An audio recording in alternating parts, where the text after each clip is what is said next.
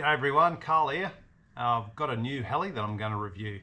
So this is the second heli that I'm reviewing as part of my launch of my new channel. Anyway, I gave my friends at Mad for Heli a call and I told them what I'm up to. I said, hey, I'm starting up this new channel and I'm going to be reviewing helis and doing all things helis for the common pilot. Anyway, they said, do you like green? I said, I love green. Anyway, so they said, we've got something for you.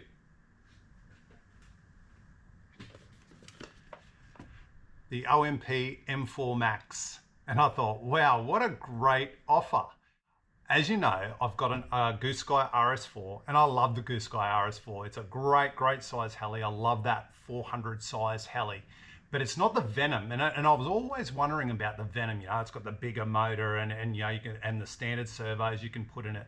And I thought, I wonder what that would be like. Anyway, when Mad for Heli said, how would you like to review one of the OMP M4 Max? I said, perfect, that's great. Anyway, so let's unbox it. Let's see what's inside. Okay, so we've got a main box, I suppose, with all bits and pieces in it. And looks like we've got the motor in here and another, not too sure if that's packing or not. Let's pull it out and let's have a look.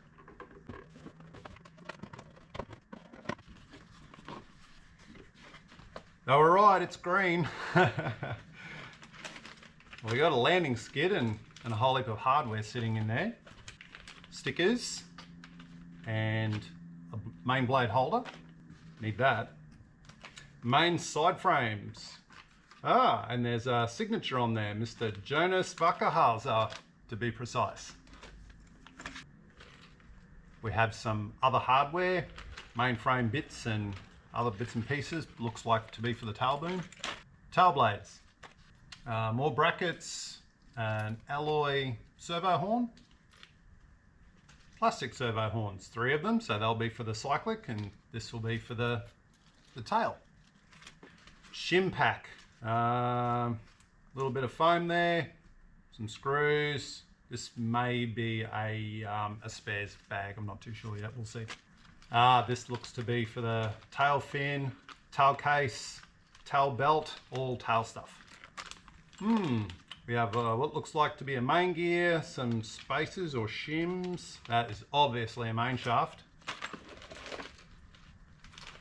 More brackets, not too sure what they are yet. This looks like to be some pitch links, not too sure yet. Here's some, no doubt, a battery tray and some straps. That will be part of the main chassis where your shaft goes through and the bearing sits in there. This, I assume, would be the servo rack. So this sits in here, main shaft goes through and all of our servos bolt on around the side. More to do with our tail, no, that is our tail shaft and the main slider, the tail. And of course, our lovely green canopy. Wow, that is a beautiful green. Considering a lot of my other helicopters are like oranges and reds and yellow, I think the green should actually mix in quite well. Now I know that guys will go and build IKEA furniture and ignore this. I'm not going to. As I said before, the Sunny Sky motor, got a bit of weight to it. And the swash plate is sitting in there as well. And some other brackets, we'll see what that is later. Servos. We got our head here, our blade grips, and an ESC sitting in the top. So, the mystery box, what's in here? Ooh, a lovely piece of, a carbon fiber tail boom. Wow, very nice. Didn't expect to be a carbon fiber one. And RT420 Ultimate blades. One thing I really loved about this kit, comes with these really sweet blades. And finally, it's taped to the bottom.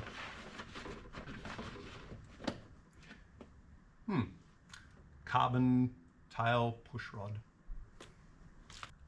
Okay, so it's time to start this build. First thing I do though, when I start any sort of build on a helicopter or even repairing. Anybody who's built a helicopter has plenty of these little snap seal bags around. And I'll apologize straight up if I'm preaching to the converted here.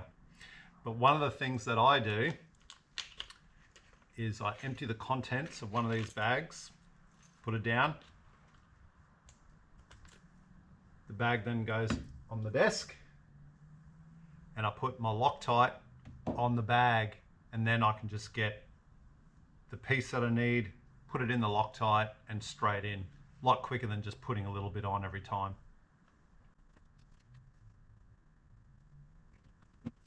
Anyway, that'll do for now. Let's get into it.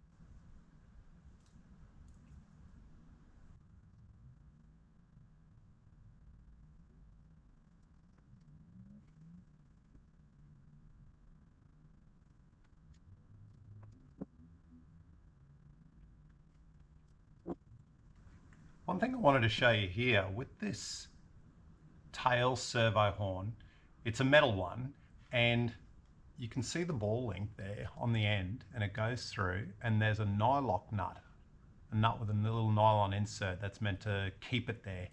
Now, the thread hardly, it doesn't even really touch the end or anything of the nylon insert. So yeah, probably that could have been a little bit longer. Anyway, I've put a little bit of thread locker on it just in case.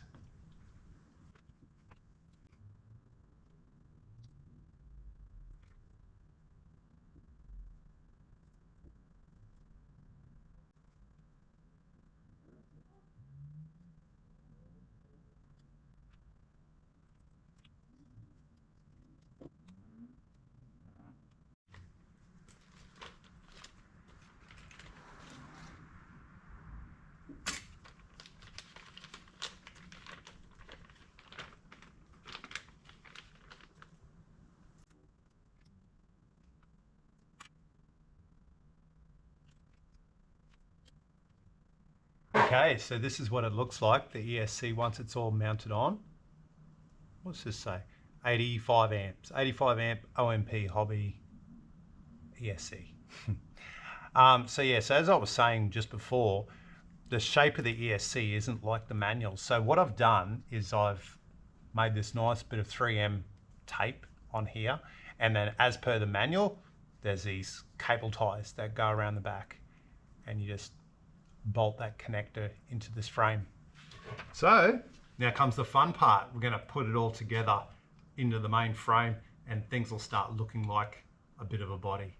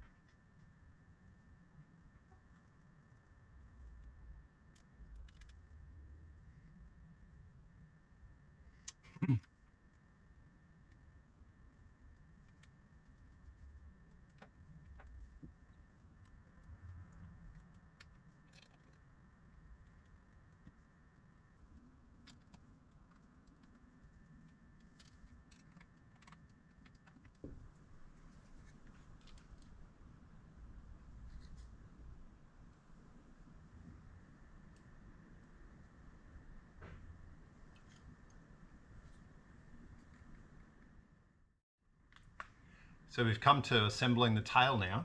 So I've noticed that we're up to the 300 series in the manual. So on page 10, we started bag number 301, and it's all to do with assembling the tail.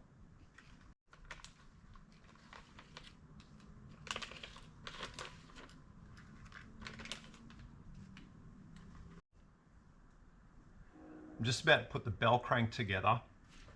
And one thing that I've found in a lot of places in this kit so far, not too sure how well you can see that, but there's a little guide just on the edge there, on the inner edge, so that when it goes into these holes here, it goes on perfectly square. It's the little details that matter.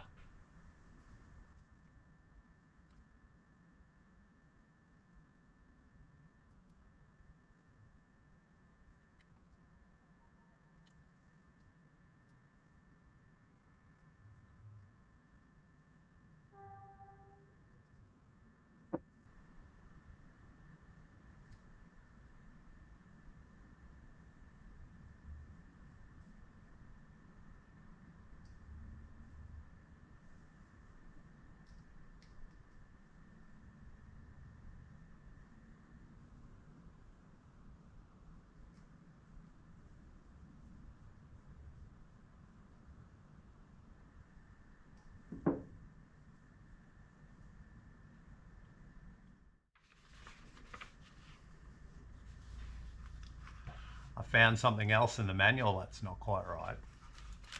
You can see here it says Max 301. You can see that. And there's a picture of the tail slider ring set that should be in that bag. Well, the tail ring slider is in this bag. It's no big deal, but like I said before, it's the little things.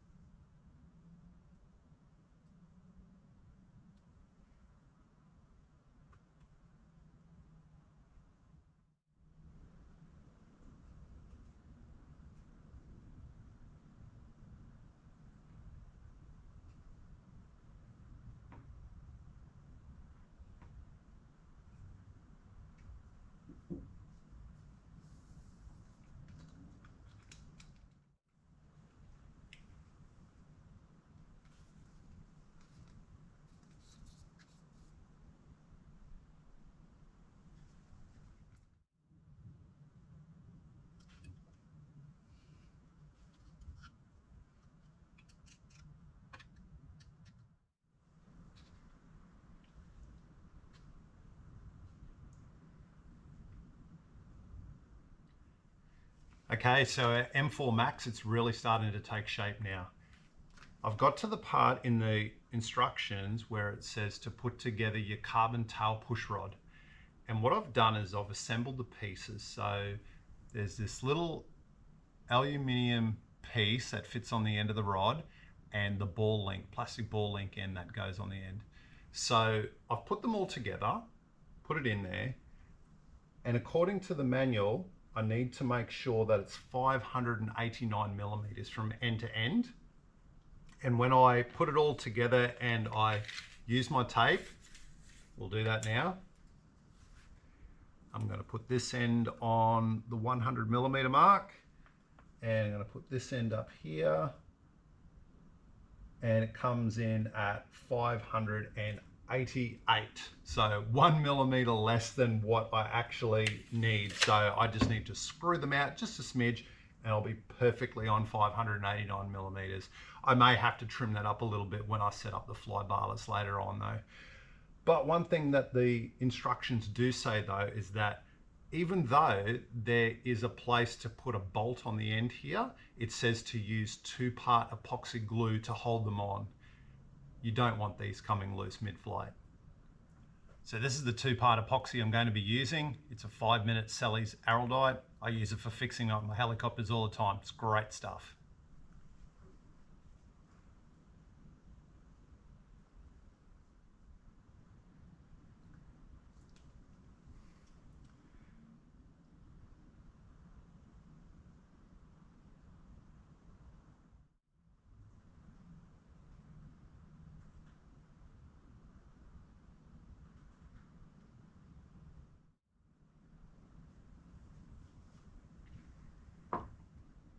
Okay, and there we have it.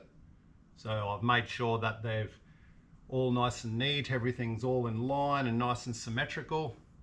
So now we'll just put that to the side and we'll let that cure. So this will grab in 5 minutes as the name suggests, but as the instructions say, it's full strength as 24 hours.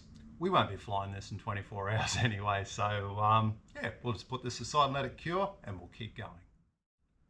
Okay, so now we're up to our 400 series of parts bags. And there was one particular bag when I started unpacking the box and I was going through everything, and there was this one bag that had these bits in it that I wasn't quite sure what it was at the time. So M4X401 bag has these black brackets, which are the motor guards. They fit around here, so if you crash and it lands on something hard, you don't destroy your motor, because I can't imagine a replacement motor like this would be inexpensive. So they're definitely going to go on. Our swash plate goes on in this step, and also our main blade grips and main blade head goes on as well. Anyway, without further ado, we'll put those on and we'll move on to the next step.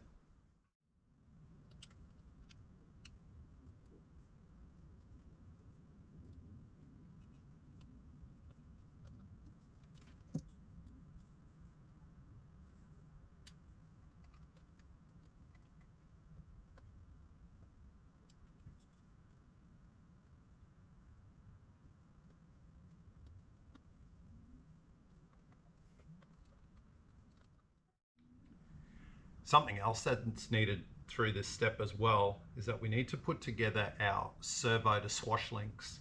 So what we have is 3, obviously, 1 for each cyclic servo.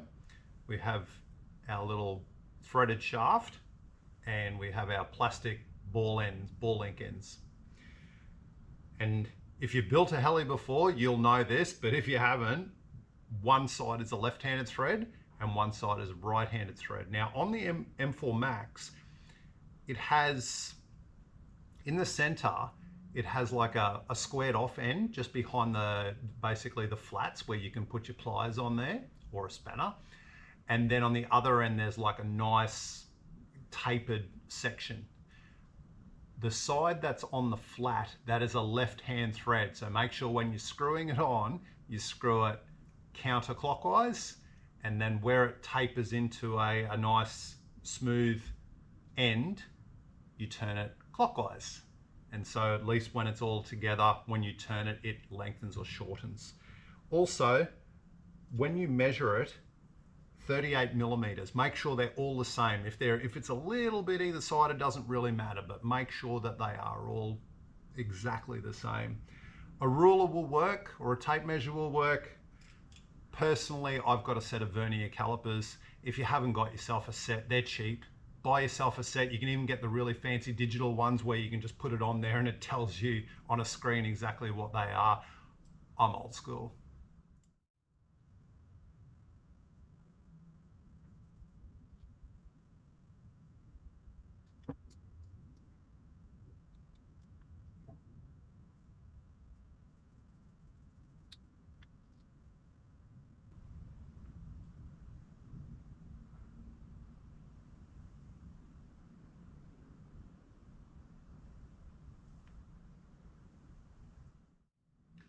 So the same deal is required with our pitch links as well. 45 millimeters according to the manual. Remember, the tapered end is right hand thread, so wind it on clockwise. The squared back end of the center counterclockwise.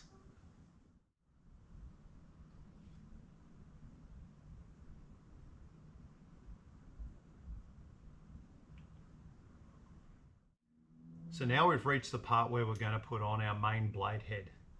Now, what you could do, you could just slip this straight on. You can connect your stabilizing links and put your securing bolt through to stop it spinning on the shaft. That would all work. But please don't forget to do this. Where these stabilizing washout arms go through, you're supposed to clamp those up to hold that really securely so it doesn't move on the shaft. These don't have thread locker on them, and it actually says in the manual to make sure that you put thread locker on them. So we need to pull these bolts out and take the washout arms off, put a bit of thread locker on them, and put it all back together. Let's do it.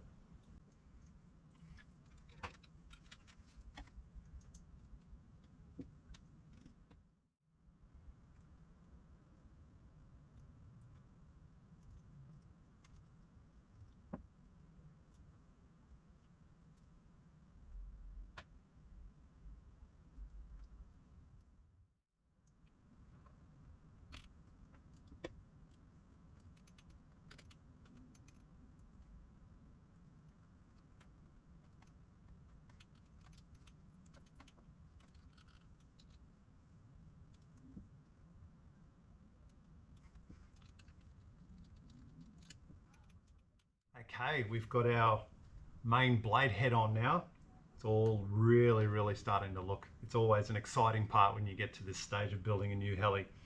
One thing I wanted to point out, in the manual, it talks about these pitch links, these turnbuckles, and it says that the ball joint's flat spot with OMP logo faces outwards. Now, there's definitely no OMP logo on these ones that I've got anyway, but there is a flat spot, and mine have got like a number 5 on it. It's not OMP, but there definitely is a flat spot. So make sure they go out.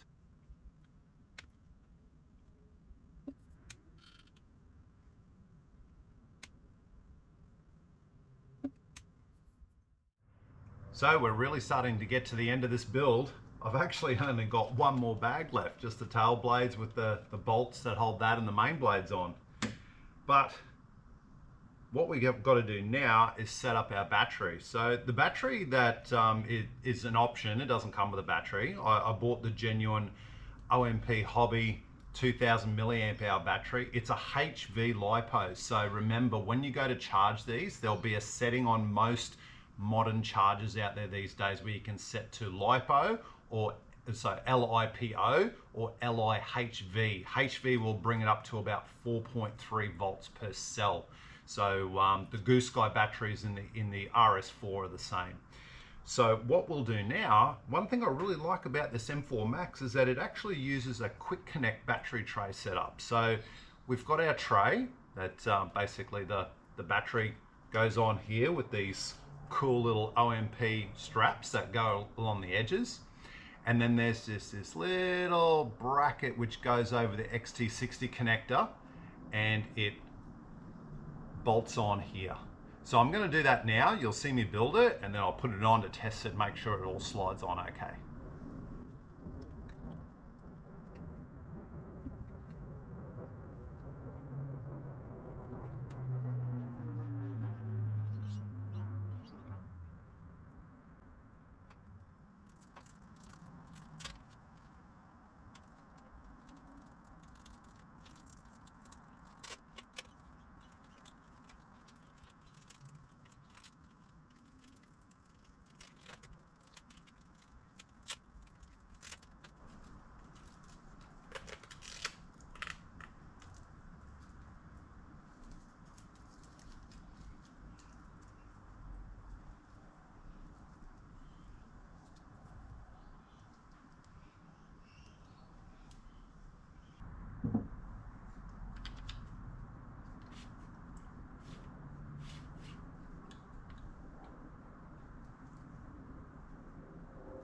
Well, here it is. All the wiring's done.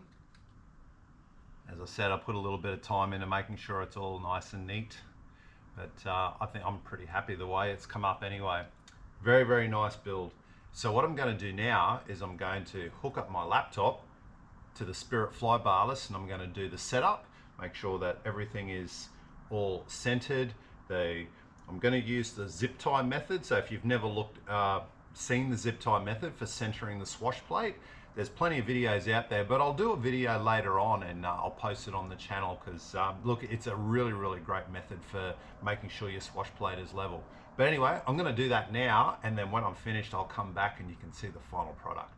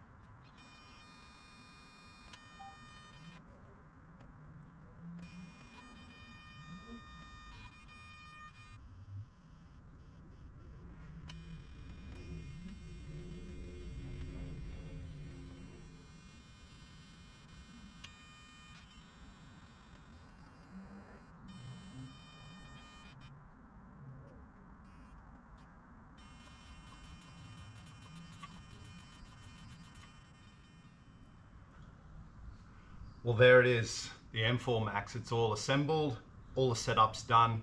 It's nearly ready to go. There's one last thing. Now that it's complete, the blades are on, the canopy's on, there's nothing else to do, we need to set up our center of gravity. So to do that, we make sure that the helicopter is actually sitting center on its main shaft, and we adjust that by moving the battery. So to do this, I'm sure there's plenty of ways that you can do this, but I was shown this one way a couple of years ago and it works pretty well for me. Up to you if you want to do it as well. Pull your blades at right angles to the body, and then we put our arm across the blades and grab the top half on the other side of the blade grip and make sure that the blade is against our forearm, and then let go of the tail. And we can see that we've got way too much weight to the front. So what I do now is I take off the canopy, I'll move my battery, I'll test this a few times to get it right, and then I'll put some double-sided tape underneath the battery to hold it perfectly in place on the tray so it doesn't move again.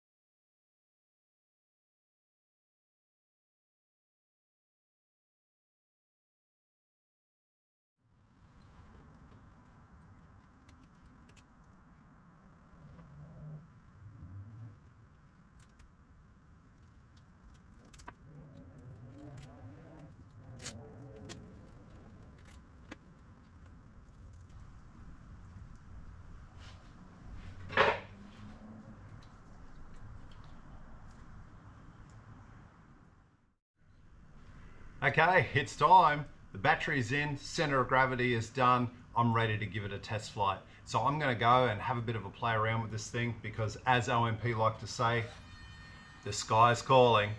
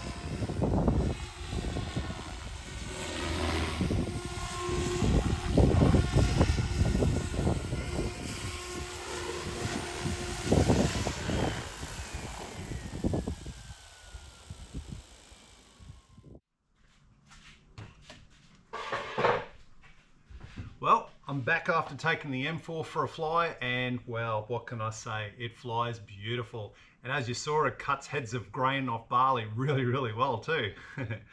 So what have I done with this in setup? I've done a very, very basic setup on the Spirit RS. I've basically just configured it so it would fly. I haven't touched any of the settings to tweak anything in particular, apart from my tail gain a little bit to keep the tail steady. But apart from that, it flies great, absolutely great. These Rotortech 420mm Ultimate blades, I really like them. That they look the part. They have this beautiful, almost like a harlequin type color scheme through it, where it goes purple through to blue, and the sparkle, it just really pops in the sun. And they make this most incredible sound as you do a quick turn, or if you come flying along and stand it up suddenly, it just makes this bark, raspy sound out of it. It's quite impressive. Look, I love it. I love the way it flies. I love the way it looks. It's great. And the other thing I really love with this ESC that it comes with, it's got this most beautiful, slow, steady startup. The helicopter doesn't rock or get upset as it's spooling up. It's just a beautiful startup curve. So yeah, top marks for that. What don't I like about this helicopter? Well, the turnbuckles for the pitch links, they don't have a little hole in there so you can, like, you know, we would traditionally put like a 1.5mm driver or something small in there to adjust them to get our blade pitch right during setup. There's nothing for that. It has little flats on there that you can put a little spanner or something on there, but you know that they are quite small. Fortunately, I had this little spanner that has a 3mm open end that came with my Raw 500. So if there was one thing that I would suggest to OMP, include one of those spanners with your kit. It would just make things so much easier, especially if you didn't have one. Fortunately, I did. Yeah, so otherwise, try and get yourself one of those before you get one of these kits and keep it. You'll use it with anything. Gee, the only other regret I have about this helicopter is I didn't buy a second battery. I ran out of power after 6 minutes oh, I could have got more out of it, but yeah, a good 6. I could probably stretch 7 minutes with really sort of steady sport flying, a little bit of 3D work. But I wanted to keep going, so I had to go and charge it up again. So look, if you're considering, you know you're going to put a lot of hours and time in this. I've got 9 flights on it so far, and it's great. I just can't get enough of it. I just keep flying and flying it. Yeah, look, go and talk to Mad for Heli if you're looking for one. Dave will help you out. He's a really good guy to talk to. He's got plenty of great advice, and service is great with them too. Yeah, apart from that, I hope you enjoyed this review, and we'll see you next time.